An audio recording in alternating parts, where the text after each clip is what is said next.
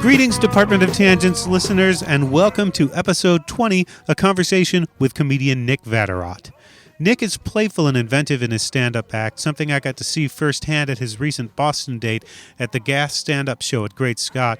He likes to play with a premise and surprise an audience, which he did on The Tonight Show with Jimmy Fallon in 2015, with a bit where he pretended to forget where he was and pulled a ridiculously large set list out of his pocket to get back on track. He's been in the Just for Laughs New Faces showcase and won the Andy Kaufman Award in 2011.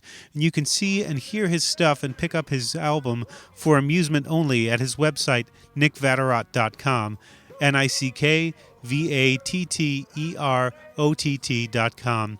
I sat down with him before his set at the Gas, just two guys named Nick talking about improv and stand-up, sports, the state of political debate, and metaphysical grapefruit. Stick around at the end for a new song from the Chandler Travis Philharmonic from their new album Waving Kissy Head Volume 2 and 1, which I reviewed in the new release roundup on the Department of Tangents blog. And now, enjoy Nick Vatterott.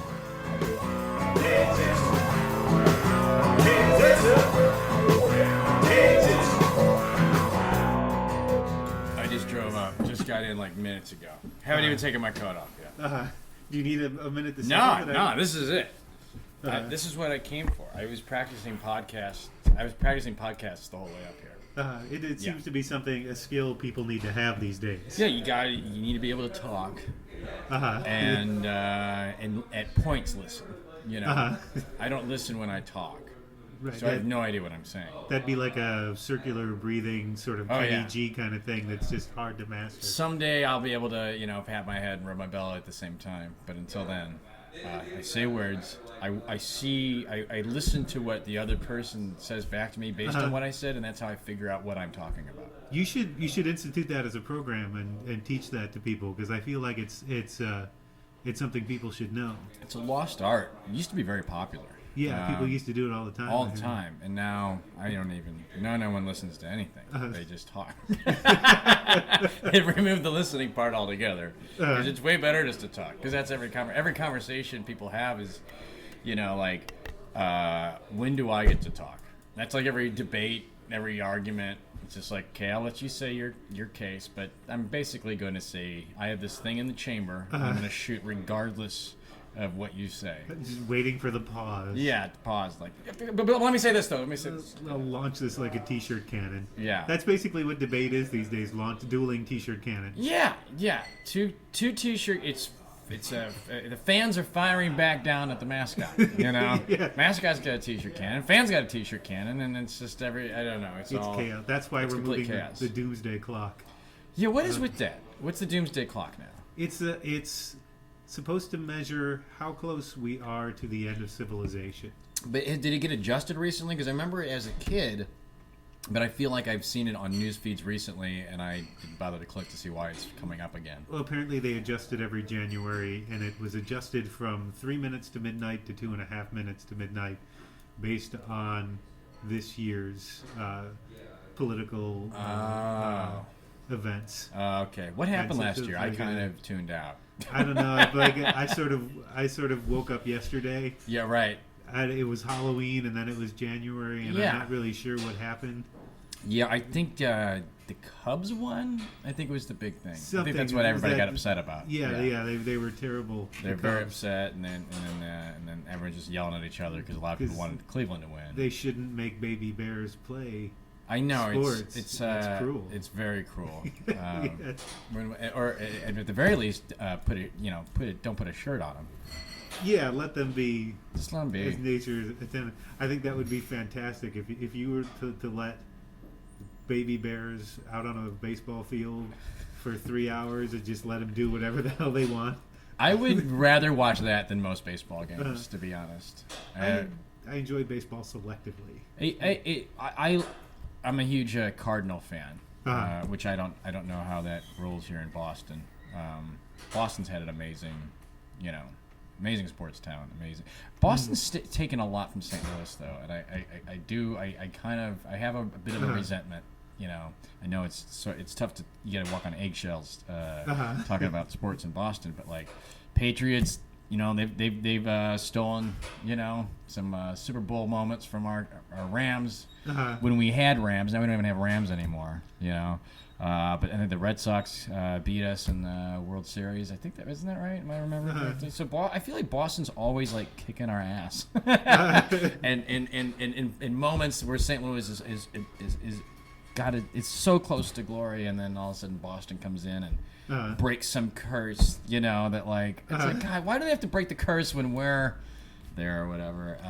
People forget there are fans on the other side of it. Like, we're gonna break the curse. Like, but we were like this year Cleveland was like super bummed. All these Indian fans, they hadn't won one in a long time either. And all the Cubs fans were like, yay, we did it. And then like that's the one thing I do love about like the the whole political climate is that like when the Cubs won, there was all these Trump supporters and Hillary supporters that were all hugging each other, and, like, jumping up and down and dancing in the streets together. That's one cool thing about like sports and baseball. It's like we all hate each other, but for 9 innings, we'll all be on the same side and like unite, and then next week we'll get mad at each other again. Yeah, it has the ability to do that. It also has the ability to make you punch a complete stranger in the face. Sure, yeah, you hate Cleveland just because a guy's got an Indians hat on, so now you hate them just because they were born in a different city as you. I was talking about this with somebody earlier.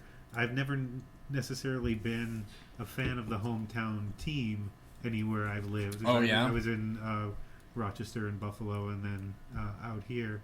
Until I became a Red Sox fan after I moved out here. Okay. And that had mostly to do with the fact that in 2004, the World Series happened as my wife and I were coming back from our honeymoon.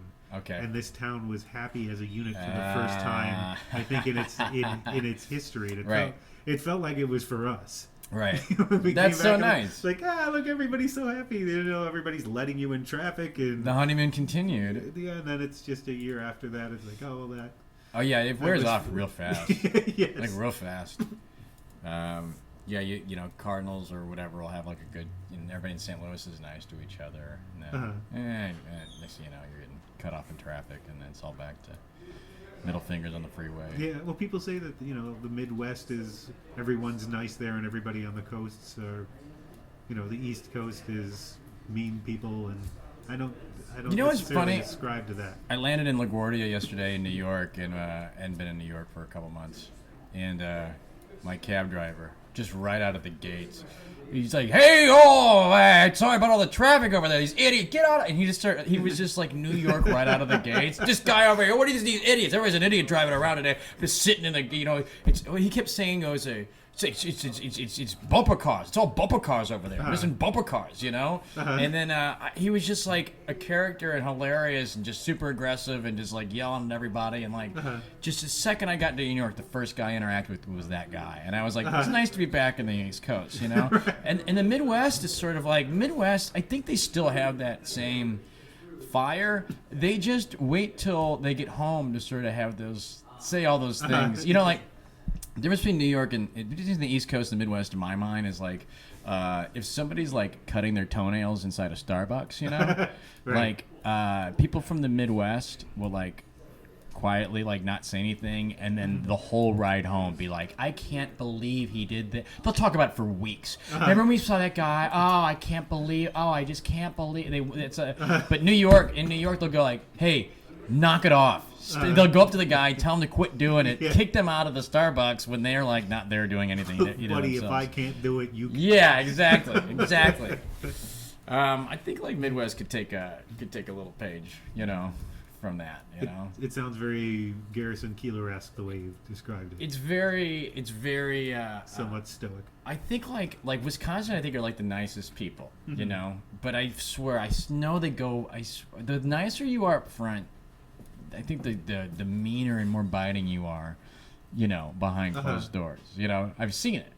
I was in Wisconsin one time. I walk into this diner, and this guy, he's like, gives me the 1 minute finger. Like, give me a minute, And it's like, oh, hey. My accent's terrible. He's like, hey, Mary. Yeah. Hello. This is Ken from whatever, something diner. You left your scarf here. Okay. Y'all hold on to it. I just like the idea of like just like seeing a scarf, knowing whose scarf it is, Right. calling that person up, telling them you have their scarf is such like a nice Midwest thing. Where like New York, if someone saw a scarf, they'd throw it away or use it as a rag to wipe off the tables. You know, like that is so that's like the nice. It's so nice, you know. But I know that they get home and just like go. Debbie is really getting on my nerves. She won't shut up at work. I get it. You brought chocolates again. I don't want any more chocolates. I'm already eating cheese, and you know, like they gotta go off. I swear they do, right? She left. Guess who left her scarf at the diner again? Yeah, it's like so passive aggressive. Yeah, it's all Fargo.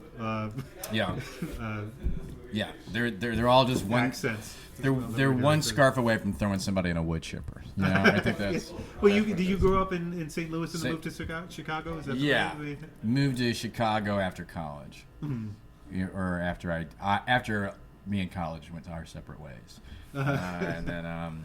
What was the issue there? I'm still on a break.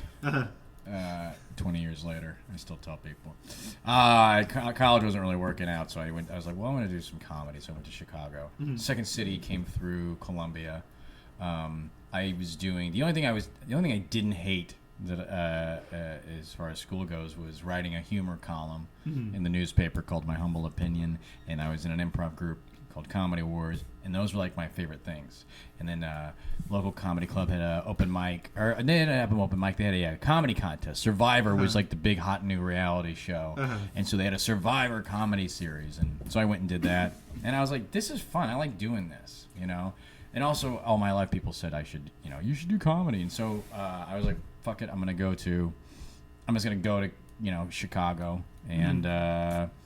Yeah, it was, and that's where I like got there, and I just started taking Second City classes and started doing open mics and just tried to do as much comedy as I possibly could. What were you studying?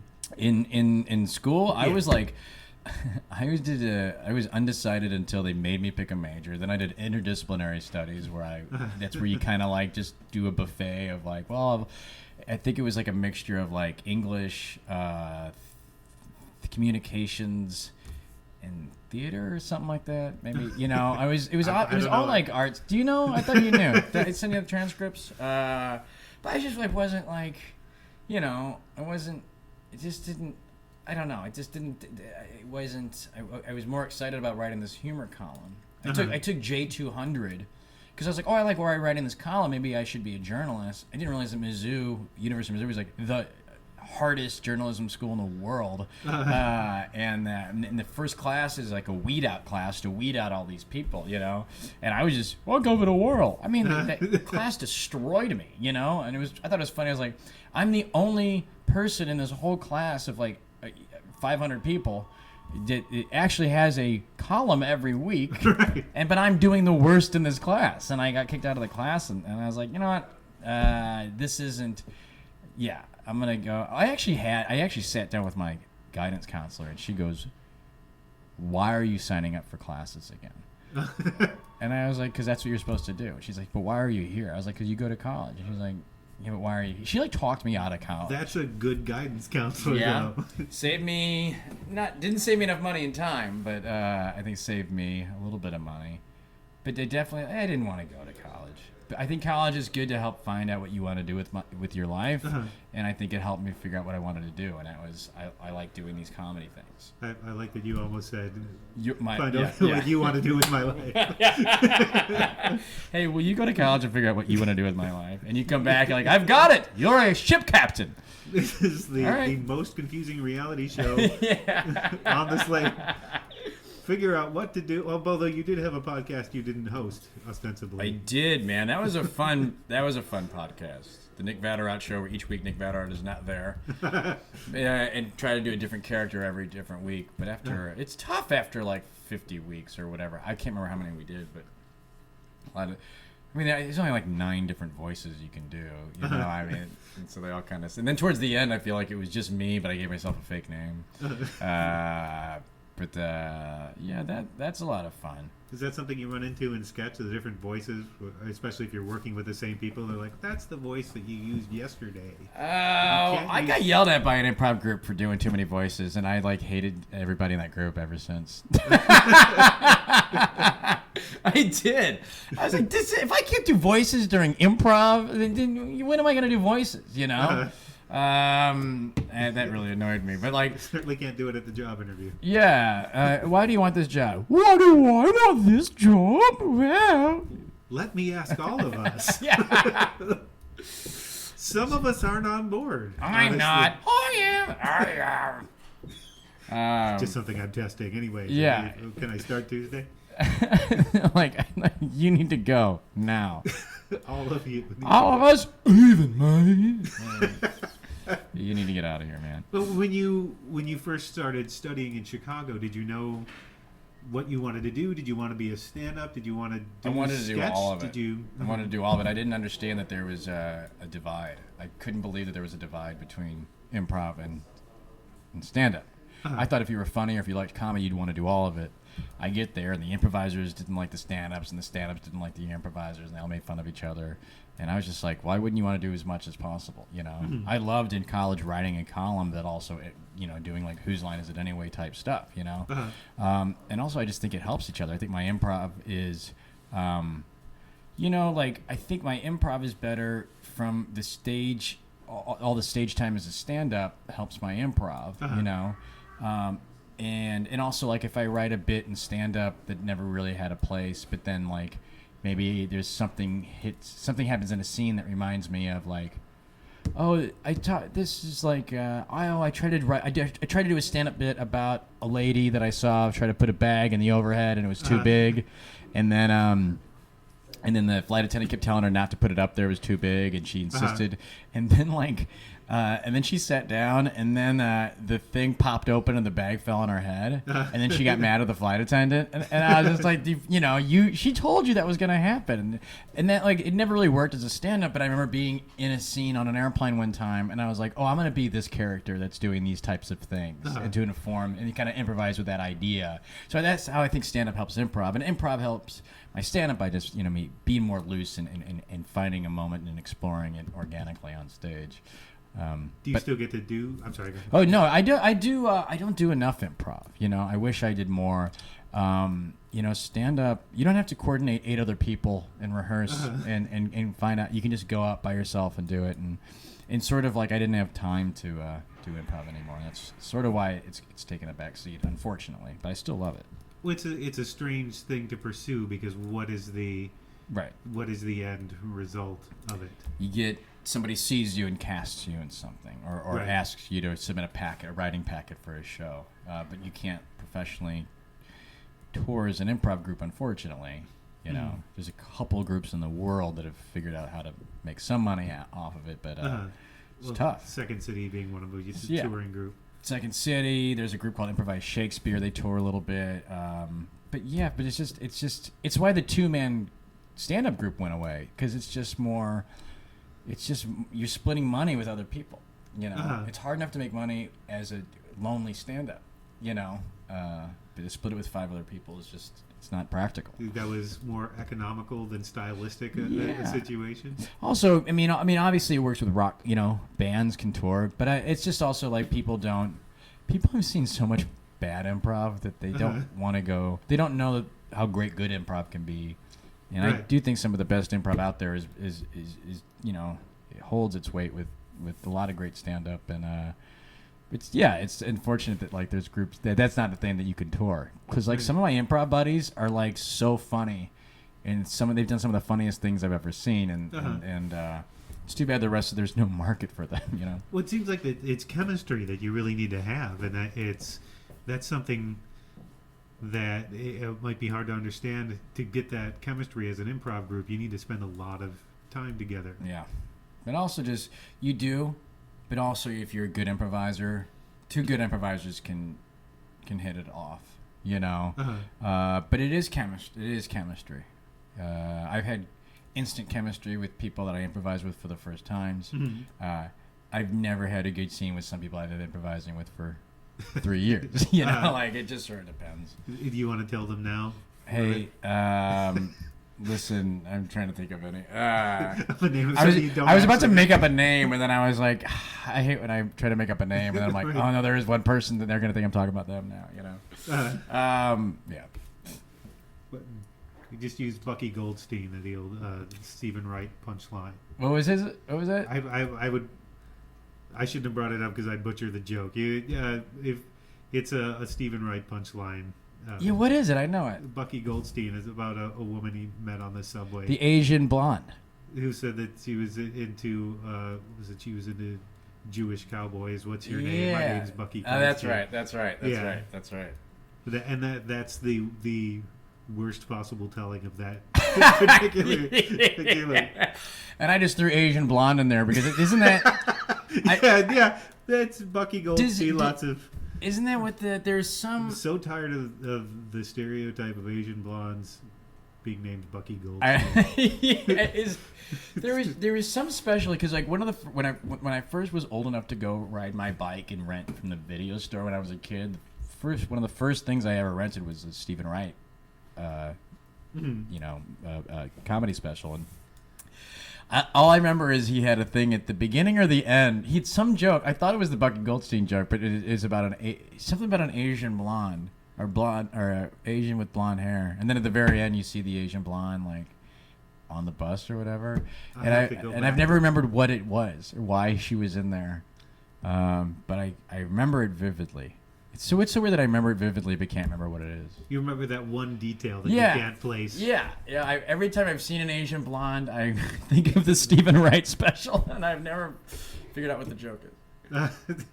Yeah, the mind is a funny place. I liken my memory to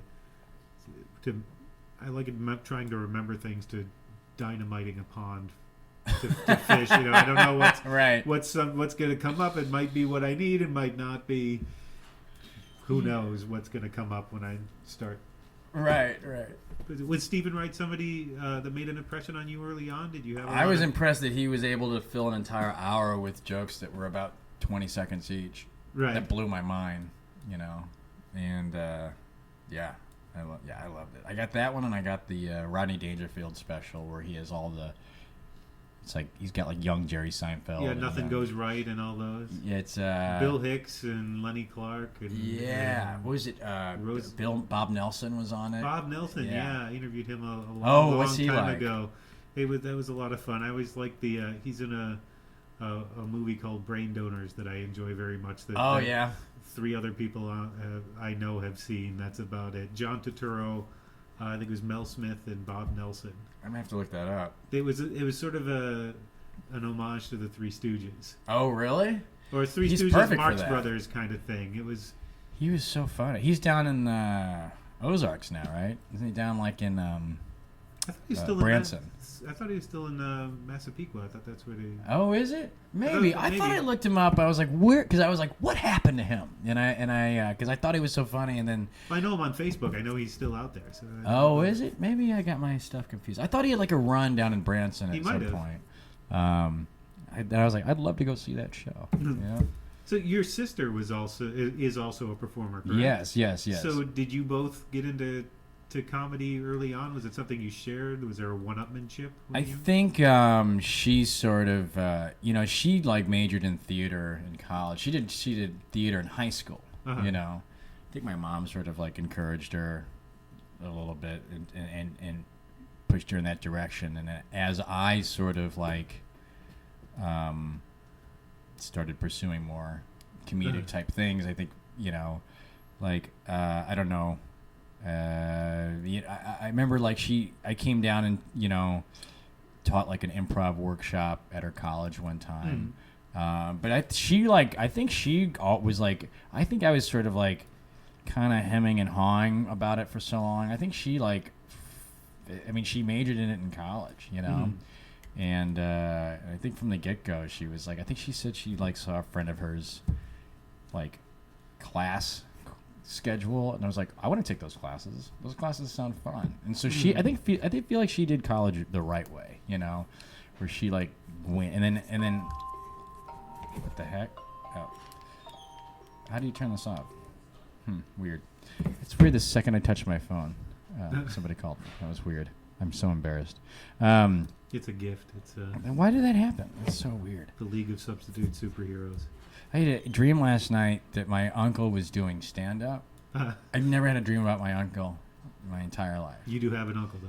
I have an uncle. Okay. I have several. It'd be even stranger. In fact, I don't even have an uncle. And I found out today I got an uncle. No, and then my dad sent me a picture of him and the uncle I had a dream about, like, singing. They had scripts in front of them. They were singing a birthday song to my aunt. And I just thought, it's so weird. I had a dream about him performing, and then there was a video of them performing today. Are you a believer in that sort of coincidental stuff? I'm an explorer of it. I won't say I subscribe to it, but I like having conversations about synchronicity. And there's a book called The Source Code Investigations, and that sort of talks about all that kind of stuff. And a lot of it is pretty out there, but some of it's like interesting, at the very least compelling, like arguments and stuff, like why you think of somebody and then they call, you even thought of someone for years and then you think of them, they call you that day, or when you feel like someone's watching you and you turn around and someone's watching you, or all deja vu and all these things, that there's this like energy in the universe that sort of. And actually, the most compelling thing it says is that the Higgs particle, that the super collider, is trying to discover the Higgs particle. They say if they can prove the Higgs particle exists, they would prove that the Higgs field would exist, and the Higgs field would be this all-encompassing field that is everywhere. Because I guess there's something happening on a molecular level where the same particle has two different traits. And they can't figure out like why that happens. It's like if you have two identical grapefruits, how can they possibly have different traits? Well, if one's on the moon and one's on the Earth, one weighs more than the other because of the other forces inflicting on top of it, messes with the traits. So they think but they know it's not gravity. So they think like, what if there's this other field that influences everything? And then they talk about the Higgs field would be this thing that's constantly shooting messages all over everywhere. And I was like, that's interesting. Like an existentialist version of nature versus nurture kind of thing, like where you exist depends on makes up what you are. Yeah, it's all, but I guess it's all well, like if you're a great it's nature and nurture. Yeah, nature. You're getting, but also like how someone's naturing and nurturing on the other side of the world, how that influences you. Right. This whole thing about like people.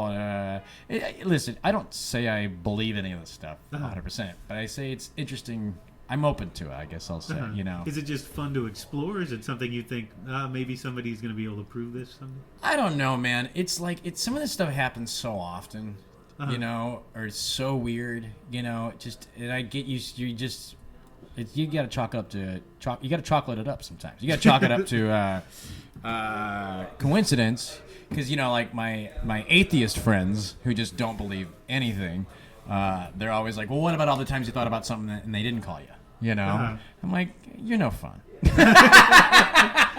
Well, no, I was thinking, I love a good ghost story, right? But nothing, to me, very few things are dumber to me than a ghost chaser TV show. But you're into horror. Yeah, I enjoy horror very much. You love the idea of it. But you don't like the reality of it is childish to you. Somebody tries to tell me it's true. I'm like, oh, you're full of crap. Right. Like, I love ghost stories. Like, yeah, here's a real ghost. Oh, man. He's ruining the whole thing for me now. My thing with ghosts has always been like, why do they always, apparently they only come out at night. They only come out when nobody else is around. They only happen when you're like kind of sleepy, like there's never like a ghost at like 3 PM in a Walgreens, where everybody can see it. It's always in a place that's already kind of creepy.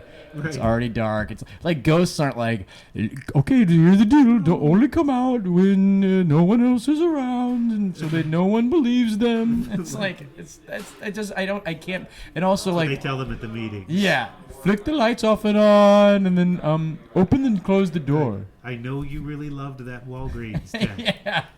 You can't go there anymore. We're dead now. But that's where I died. I died there. Yeah. Don't haunt there. I live in. Well, maybe they do haunt there, and they just don't. Maybe what we think is a ghost doesn't look like a. You just can't see him during the day. It's just a guy.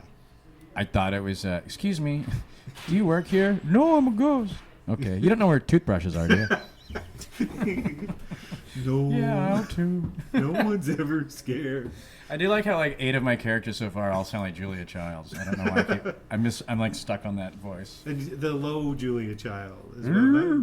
Not the, not the, doesn't rise up. Julia Childs. Today we're going to go.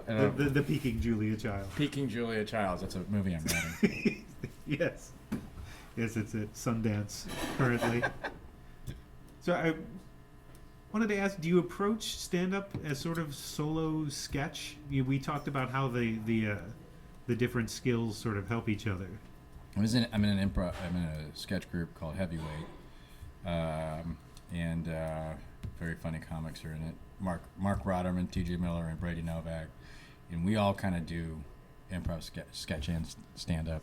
Mm-hmm. And we have a saying: does this improv make my stand-up look sketch? You know, like, because all of it kind of bleeds into each other, you know.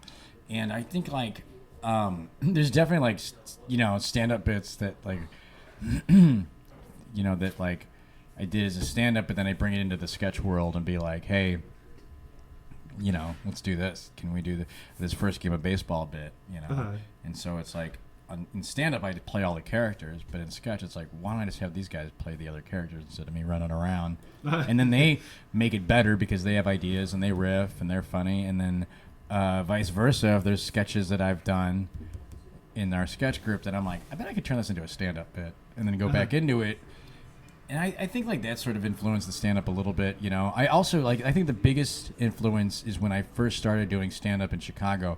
I think we were the blind leading the blind a bit. We didn't know what to do. There was nothing to get in Chicago.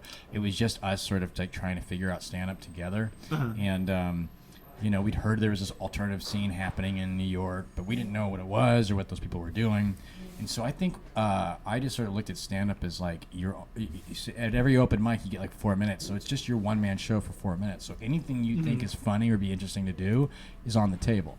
And I was more excited about doing less traditional stuff because it just didn't. That excited me more to see what all stand-up could be. And so I think that the idea of like, I tell a story a lot about like, me at working at TGI Fridays, and this bartender was running around trying to find these milk jugs because he had to make this like drink, and he's like, "Where are the milk jugs?" He can't find the milk jugs, and he was so panic stricken about it. And it was so funny to me, and I gave me the idea of like doing this bit where I'm trying to do my act, but I keep breaking down because I'm stressing out over these milk jugs. And then like eventually I find the milk jugs, they're behind the curtain, and then I do this time of my life dirty dancing dance with these two, and there's like a disco ball and all this music, and then I jump on the milk jugs at the end like she does, and it's like, maybe that's stand-up. Maybe stand-up can be that, and that was more interesting. That being said, like when you have like a bit where it's like, sickness and I always say sickness and in health, like who's breaking up over health? That's a stand-up bit, and that's fun to do that joke too and talk about that. So it can be everything. But I think having like a 4-minute piece, that every week I was like, I don't know if it was a little OCD, but it was also like just was more interesting to me. Every week I wanted to do something different, and so every week I was like, all right, I got to do 4 minutes this week. So what is it? And when you put that on you, then you come up with some weird out there stuff. But you do have some stuff that's more traditional sounding and some stuff that's more conceptual, sort of back to back. Yeah. Does that help with the flow, or is that harder to figure out?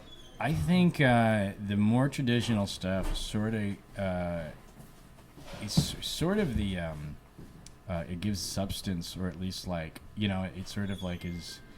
I think it's the nucleus of everything else, and I think the less traditional stuff sort of is packages that in a way. Like if you watch the giant set list bit I do on Jimmy Fallon, like there's the stand-up jokes in it are jokes, so those things are in there, but it's packaged around this like weird thing that it's sort of like where it kind of connects everything together.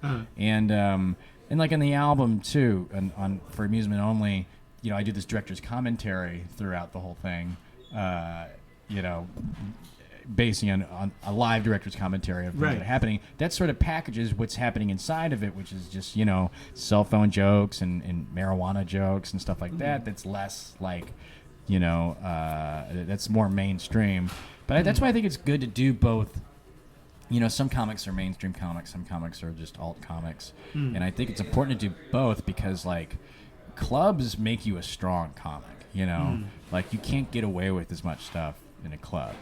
You know, to a point that it bothers me that they're not as open to some more alternative stuff. Right. But you become a stronger comedian, you have stronger material. But then the alt rooms are, I feel, important because you get to be more free and they're more open and they'll let you, like, kind of do, like, a more conceptual, you know, thing. And so, like, putting them together, I feel, makes them both stronger. Well, you said in an interview about a particular show in the past that you didn't want to do something that was weird for the sake of being weird. Right. But how do you know what's the difference? There has to be a comedic idea, you know? Like, you still have to be, like, commenting or saying something or doing. You have to be going somewhere with it. There has to be a payoff. I think that if there's no payoff, then it's just weird for being weird, you know? Like, if you just come out and, you know, you're just sort of... I don't know. It's like, you know, I think the example I always use is that, like, people misunderstand Andy Kaufman in a way because a lot of people will be like, Andy Kaufman would just go up and he would just read The Great Gatsby and that was it. That's weird for being weird. You know, that's no payoff. What people forget is that there was he didn't just read Great Gatsby. I think sometimes he did, supposedly. Sometimes if he didn't like the audience, he wouldn't do the payoff. Right. But the payoff was that he'd get the audience so upset, and then he'd say, listen, if you guys keep this up, I'm going to stop reading this book. Right. And the audience would cheer. He goes, let me ask you. He goes, do you guys want me to continue reading this book, or do you want me to play this record? And everyone's like, record. He's like, are you sure? And they're like, yeah, the record. So he plays the record, and the record is him reading the book. Right. It's hilarious. It's a great payoff. Yeah, there's one version of it online. He did it on some talk show where it's like 9 minutes long, and he gets to this record thing, and it's so funny. I think if he didn't do the record thing, it's weird for being weird. I think once you do the record thing, now you have a payoff. You know, I think that's the difference. When you won the Andy Kaufman Award, was that an acknowledgement to you that you were doing something a little different, something that I think it was nice that I had a place to do that, you know, and I think that's the cool thing about the award is that they encourage, you know, outside the box comedians to come up with some outside the box concepts and sort of celebrate it a little bit and say, hey, stand up can be this, you know. Like, I think Sam Kinison said stand up is an art form, and if those boundaries aren't constantly stretched, that art form dies. And I think that's true, you know. And I think, like, you know, there's a lot of, like, you know, it tends to, you know, the greatest comics are these, like, honest truth tellers, you know, like George Carlin and Richard Pryor, you know. But, like, in a lot of comics right now, like, truth is, like, sort of like, but to me, and it's those guys, it's very important to, you know, to have that, you know, but it can't be only that to me, because then it becomes a stale art form in my mind. And so to have, like, the Andy Kaufman Award kind of, you know, give an award for, like, hey, what can you do with this form?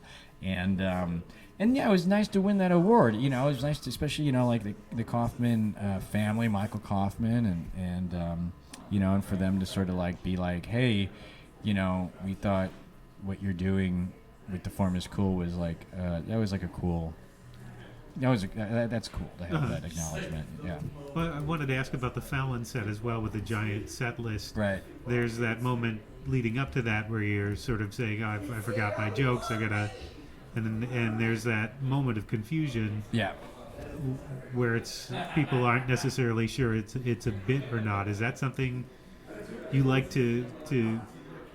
Is that a moment that you relish, convincing the audience there's a genuine moment and then sort of turning it? It's interesting to get a different emotion out of the audience aside from laughter.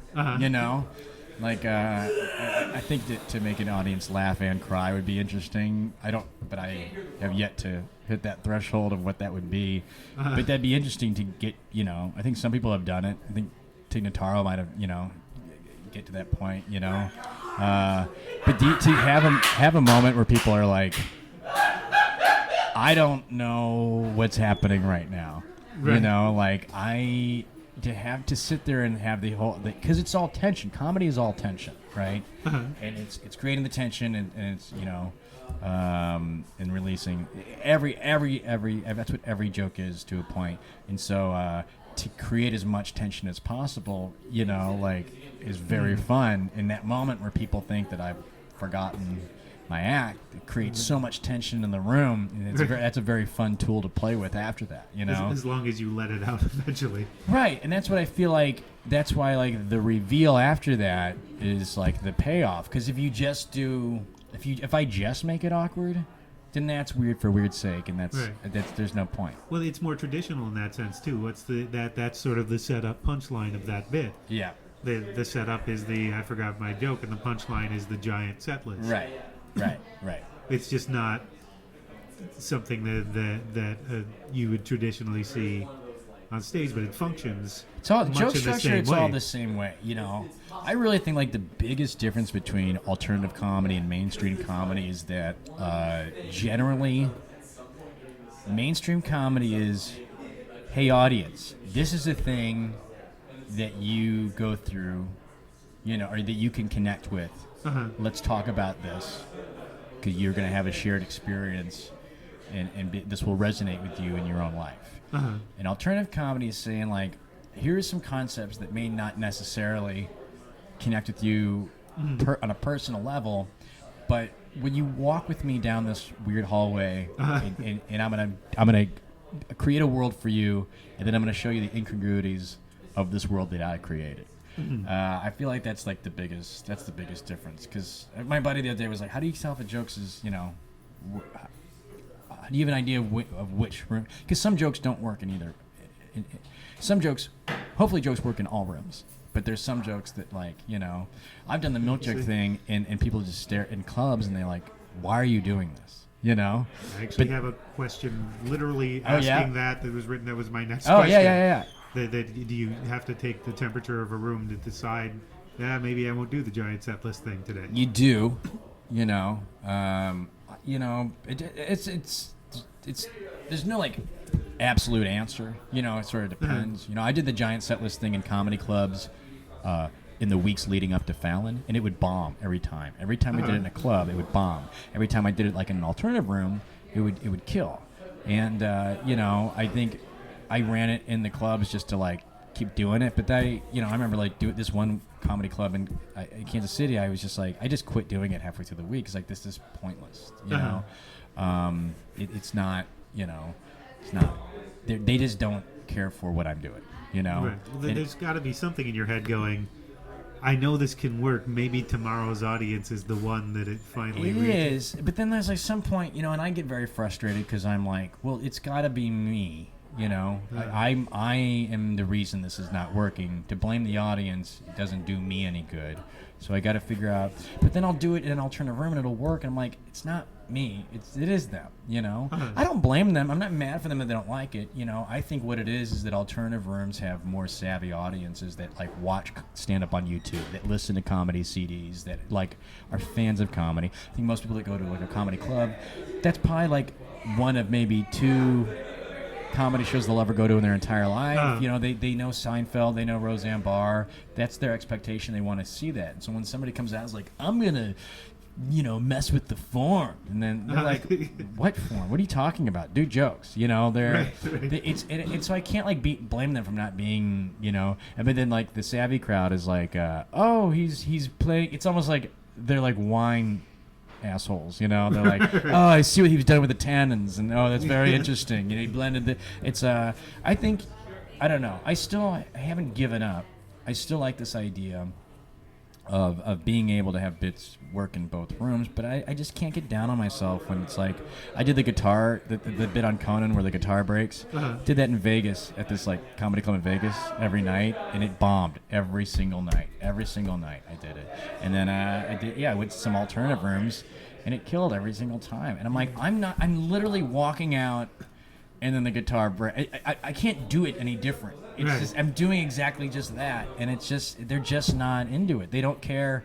I think an alt audience goes, "Oh, great, another guitar comic," and then the guitar like falls to pieces, and they go, "Oh, he's just goofing." I think the mainstream audience was like, "Ah, we wanted to see a guitar comic." I think they're a little bummed out about it. I mean, conversely though, like I have bits. If I have a cell phone chunk, and I do it in front of an alt audience, they're probably like, "What are you doing?" Like. If it feels like too produced, the alternative audience they like these outside the general box things or whatever you want to call it, but they also like when you talk to them. All audiences like when you talk to them, But I almost feel like alt audiences, if you walk out of mainstream, you can kind of go into material and they'll be fine with it. But sometimes the audience is like, why is he not talking to us? Why is he just like, and cell phones? Like, why do you got cell phones? So I think I have cell phone material that'll bomb in alt rooms that I know is a good chunk. That kills in the mainstream room. But it is. I think that's the big thing. The mainstream audience is like, how does this connect with us? Oh, cell phones. That connects with me. Oh, eating at restaurants. That connects with me. Well, they both would like you to talk to them. It's just the alt people enjoy the uncomfortable eye contact. They do. They love that. They're awkward. They're just more. All the audience are just, it's where all the freaks and geeks go. It's like all the people that are like, mainstream is all people on dates, all these hot people, and you get an alt room, and it's just like, we like comedy because, we don't go on a lot of dates, that's probably why I like comedy so much, It just got out of loneliness, be like, oh, something that filled a void in my life. This is great, It's a whole room full of people can connect without literally having to connect. Isn't it beautiful? It's like the internet outside of the out in the real world, internet offline. They connect with and I think that's part of it too. They connect with that the idea of it being a life experience connection. It just worked. They connect with this because they know the nuances of stand up so much. So that's how they connect with it. It is their life experience. Doing things with the form. So that's why they're connecting with the alt comic the same way that. The mainstream comedian is connecting with their audience, talking about going to the club or whatever. It's still connecting with them, but just different life experiences, I guess. So, what would your perfect career look like? Would you like to do one thing to the exclusion of others? If it kept you going, or do you want to do a lot of different projects? What's the? Just host The Price is Right. That's all I want is to host The Price is Right. That's it. No, I think I always love doing all three things in Chicago. I love doing sketch, improv, and stand-up. I think I get bored doing the same thing over and over. I get bored doing the same joke over and over. I think my ideal thing would be tour with my sketch group, and we just do improv, stand-up, and sketch in the show that we tour with, and then, work on, whatever else we would work on, I think that's my ideal thing. Also to collaborate with other funny people and friends, I think is my ideal thing, because that's the most fun. The most fun I've ever had doing comedy is collaborating, improvising with the group that we gel, writing sketches with my buddies. That's the most fun. Stand-up is oh, I did it. Me. Yay, me. I share this with nobody. Well, there's something to that as well, though. Yeah, I mean, there is. But it's just way more fun to, have other people to hug after a show that you guys all did it together. Rather than hugging yourself. Yeah, being yay. If after tonight's show, we're at, by the way, we're at Great Scott in Allston, just part of Boston, just before Nick's show tonight. So that's the people you're hearing in the background. So if we see you after this show somewhere, you'll be sort of huddled, hugging yourself. Depends on how the show goes. If it doesn't go well, I'll be punching myself. Did it. Like Tyler Durden style. Either of them would be fun to watch, I guess. Oh yeah. I should probably do it before the show ends. Yeah, that should just be what you do. Yeah. When I was researching for this interview, I found a link that said, "Has Nick Vatterott ever been arrested?" It's a paid link, and rather than click on that link, I thought I'd let you explain yourself. That's interesting. I guess every time you search people that does that. I've been arrested a lot. Uh-huh. A lot. Probably about 8 or 9 times, I guess. I'm trying to think of I've driven my car into a house. I've gotten caught with marijuana. I got caught basically stuff when I was like at college and in high school. Once I started I have yet to be arrested since I've started comedy. I feel like I have an outlet now. So you're down the right road. You know, it's funny. The last time I kind of got arrested. Wait, how do you? We'll Was, come back to it. How you kind of get arrested? So 2 years ago, I'm at Philadelphia, and we had weed on us, me on my person. I'm staying at a hotel right by the Liberty Bell. Checkout time is at 1. Our ride taking us out of DC or taking us out of Philly to DC isn't happening for like 2 hours. So I got time to kill. I'll go see this dumbbell. Right? I go over there, and there's a long line, and there's like a metal detector, and then I'm like, "What is this?" And they're like, He's like, take. I have weed on me. I was like, God damn it, I was like, so I put weed. I take it out of my bag and put it in my pocket because they're like, "We're checking all bags, checking all bags, checking all bags." So I take the weed out, put it in my pocket, and then as I get closer, they go, "We're checking all pockets, checking all pockets, checking all pockets." So I take it in my hand. I go, "Well, it's probably not going to set the detector off." So I take it out of my pocket. I put it back in the bag. They go, "What are you doing, sir?" I was like, "Oh, I'm just, emptying my pockets." I go, "What did you just put in there?" I go, "Oh, just like keys." And they went over and they found it. And so they they take me.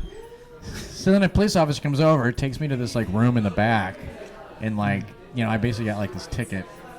But it's so funny to you're locked in this room under the word freedom was underneath the room, the door to the room they locked me in. Right.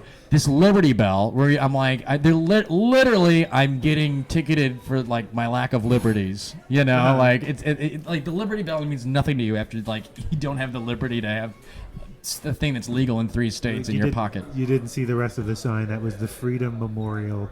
Oh, where freedom died that moment. Yes. Well, thanks for. Oh, I'm sorry. No. Thanks for doing this. I know you got to. Yeah. Thank you so much. Is there anything else you want to mention that I haven't asked about? Man. I don't know. We didn't touch on your time in Cirque du Soleil at all, which I feel is. That was a bad point in my life. That was a very low point in my life. Also a very high point. I did a lot of trapeze acts. I did a lot of trampoline. And I couldn't grasp the thing.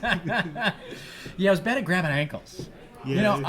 I'm a good high flyer. I'm bad at grabbing ankles, and we lost too many people to the net below. Or trapeze is one of those things that it's probably actually more fun to watch amateurs than professionals. Yeah. Yes. Oh, absolutely. Yeah. It's like when they used to do Circus of the Stars, where Scott Baio would come up, and all of a sudden he's grabbing Candice Bergman by the ankles or whatever. Is that a person? I don't think we were supposed to see that video. No. Again, these are one of these weird images from when I was a kid that I remember going. Blonde Asian? Is that a thing I saw? You grew up in the movie The Room. That was just the VHS tape that was playing. It was the only thing they had. Stephen Wright and Circus of the Stars, and that was it. Stephen Wright and Scott Baio grabbing Candice Bergen's. What a weird image. It's an interesting library. Yes. All right, well, thank you for doing this. I really appreciate it. Thank you so much. Check out the album for amusement only, I guess. I'm on the internet. And come out next time I'm in Boston. Yeah. Come out, time travel to this show that's about to happen right now. Right. I think that'd be that's what I want to plug. Time traveling and going back in time to this show. Right. And if you happen to see him coming to Philly, he didn't really mean that about the bell. Just legalize it, man. Legalize it. Come on. Thanks. All right, thanks, buddy. Arrow to the head isn't always a trick. That was Nick Vatterott, and again, you can find out more about him and see where you can catch him live, which you absolutely should do, at nickvatterott.com, NICKVATTEROTT.com. Another thing you should absolutely do is pick up the Chandler Travis Philharmonic's new album, Waving Kissy Head, Volume 2 and 1. It's wonderfully strange and tuneful, and this is my favorite track from it, The Strong Man of North America. I love the groove, I love the story, I love the way the arrangement changes from section to section. Find it at chandlertravis.com, ChandlerTravis.com. Here's The Strong Man of North America.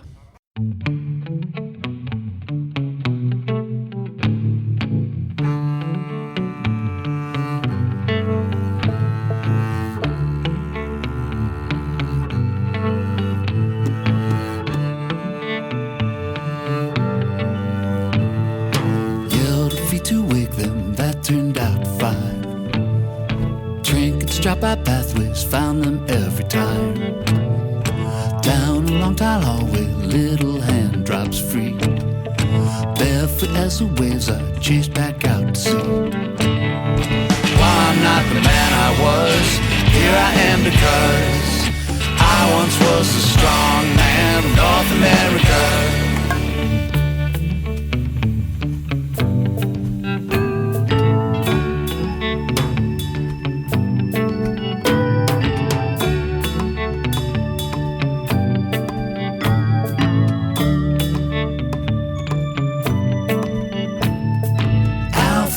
Letters, they were made for you.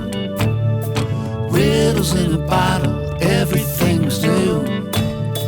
Writing down the numbers as the clock tells. Watch the glowing stars fade, one by one they fell. While I'm not the man I was, here I am because I once was the strong man of North America. When you thought the chimney might be falling, so frightened, that's when I stepped up into my calling, the strong man. When you let the world of love embrace you completely, then was time to set aside my costume. You made me the strong man. We retired. That's a strong man for you.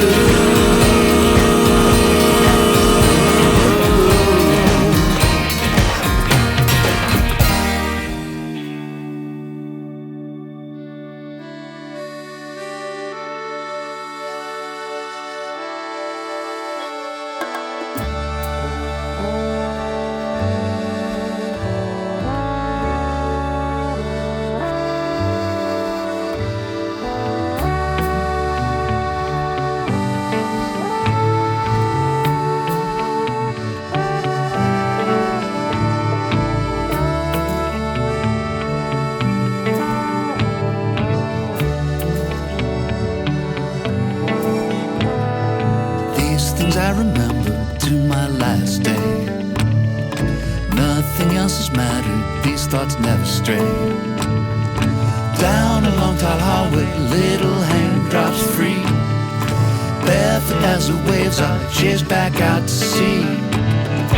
While I'm not the man I was, here I am because I once was the strong man of North America. Who would know a shortcut through a cornfield? Strong man. Drove with both hands on the steering wheel. Strong man. I would like a glass of water, please. Thank you. Better like a strong man, I am weak. You made me strong.